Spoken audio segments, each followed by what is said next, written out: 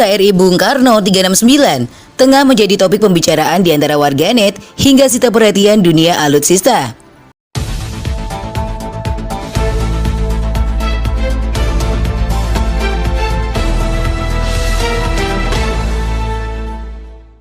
KRI Bung Karno 369 tengah menjadi topik pembicaraan di antara warganet hingga sita perhatian dunia alutsista.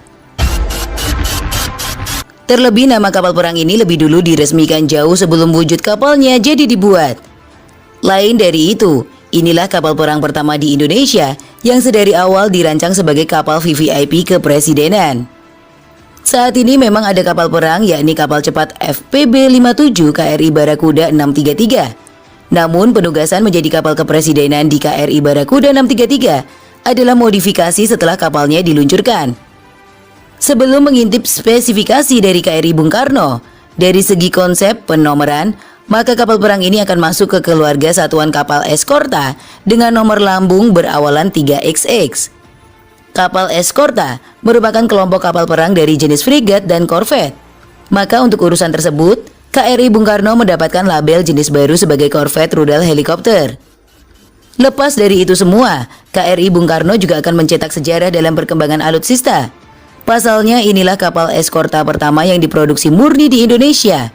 Pembuatannya pun merupakan galangan kapal swasta nasional PT Karimun Anugrah Sejati yang fasilitasnya berada di Tanjung Uncang, Batam, Kepulauan Riau. Ada yang unik dari KRI Bung Karno tentang pembangunan kapal ini yang terbilang cepat. Dikutip dari tribunnews.com, disebutkan kapal perang ini akan dibangun dalam waktu 12 bulan, di mana upacara pemotongan baja dan peletakan lunas pertama dilakukan pada 9 Juni 2022. Dari beberapa media nasional disebutkan bahwa KRI Bung Karno akan dipersenjatai meriam kaliber 40 mm buatan Leonardo pada haluan dan 2 pucuk cannon penangkis serangan udara kaliber 20 mm. Sementara untuk jenis rudal, belum disebutkan apakah itu rudal Hanut atau rudal anti kapal.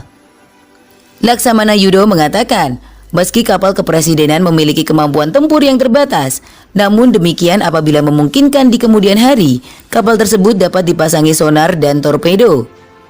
Bicara soal anggaran, KRI Bung Karno dibangun dengan anggaran 300 miliar rupiah.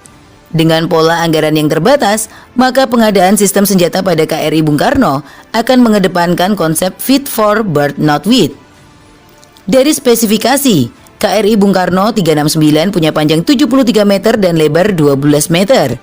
Korvet ini ditenagai oleh 2 mesin diesel 4000 kW yang memungkinkan melaju dengan kecepatan jelajah 16 knot dan kecepatan maksimum 24 knot. KRI Bung Karno diawaki 55 orang personel. Sebagai kapal kepresidenan dan VVIP, KRI Bung Karno dilengkapi dengan sistem keamanan tingkat tinggi dan interior yang mewah. Melihat dari spesifikasi yang disebut di atas, KRI Bung Karno mirip dengan desain offshore patrol vessel. OPV adalah kapal patroli yang mampu beroperasi di laut lepas untuk melindungi zona ekonomi eksklusif. Lantaran dipersiapkan untuk beroperasi di laut lepas, maka sang kapal patroli harus dibuat dalam ukuran besar, karena diharapkan punya endurance lebih lama ketimbang kapal patroli standar. Tapi perlu dicatat juga, umumnya OPV modern telah dipersiapkan untuk suatu waktu di-upgrade alias naik kelas. Lewat modifikasi yang tidak terlampau berat, OPV modern seperti Krabi dan Saryu Class dapat dipasangi senjata utama berupa rudal anti kapal.